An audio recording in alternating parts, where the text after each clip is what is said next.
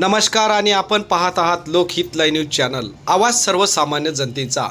सन 2025 मध्ये दाखल गुन्हे, सण उत्सव, निवडणूक बंदोबस्त व प्रतिबंधक कारवाई संदर्भात पोलिसांनी केलेल्या कामगिरीच्या बाबत उमरखेडचे ठाणेदार शंकर पांचाळ यांनी घेतली पत्रकार परिषद।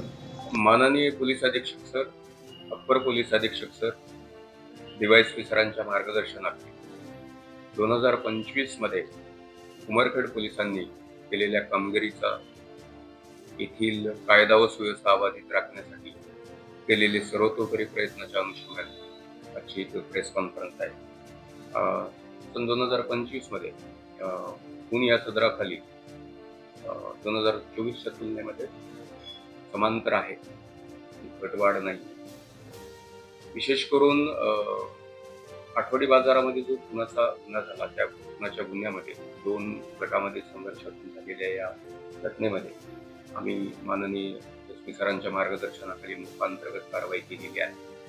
त्याचा इम्पॅक्ट हा गुन्हेगारी जगतामध्ये मोठ्या प्रमाणात झाला असून आमची प्रतिबंधक कारवाईची जी कारवाई आहे ती सकारात्मक आणि परिणामकारक ठरलेली आहे।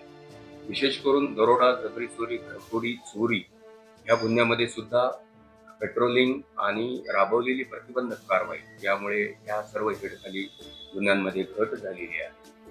विशेष बाब म्हणजे पोलीस ठाण्याला दाखल होणाऱ्या एनसी मध्ये पोलिसांनी तत्परतेने वेळीच प्रतिबंधात्मक उपाययोजना असेल, शेतीचे वाद असतील, जागा वाद असतील तर ते स्पॉटला जाऊन माझ्या कर्मचाऱ्यांनी, अधिकाऱ्यांनी ते सामंजस्यपणाने सुद्धा बहुतांश ठिकाणी मिटवलेले आहेत।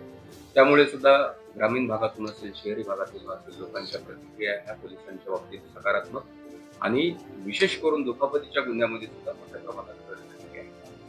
अवैध धंद्याविरुद्ध सुद्धा आम्ही मोठ्या प्रमाणात कारवाई केलेली आहे, त्यामध्ये सुद्धा आम्ही वाढ केलेली आहे।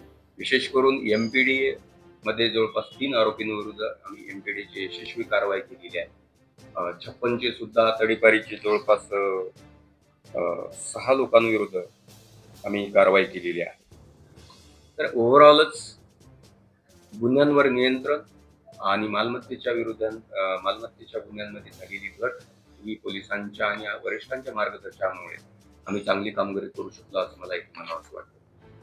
उमरखेडकरांचं मला इथे विशेषत्वाने खरोखरच कौतुक वाटतं की सर्वच राजकीय पदाधिकारी, सर्व संघटनांचे अध्यक्ष पदाधिकारी, व्यापारी संघटना असतील, डॉक्टर असोसिएशन असतील, सर्वसामान्य विद्यार्थी असतील, सर्वांनीच डीजे बंदीच्या अनुषंगाने सर्वच जाती धर्माच्या लोकांनी जो प्रतिसाद दिला तो खरोखरच उल्लेखनीय होता। आणि त्यामुळे येथील ईद ए मिलाद असेल, दुर्गोत्सव असेल आणि त्यानंतरचे सुद्धा छोटे मोठे सण उत्सव असतील, हे डीजे मुक्त करण्यामध्ये उमरखेडकरांनी जो दाखवलेला प्रतिसाद हा खरोखरच निश्चितच स्वागतार्ह आहे आणि हीच परंपरा यापुढे सुद्धा कायम राहील अशी मी आशा व्यक्त करतो।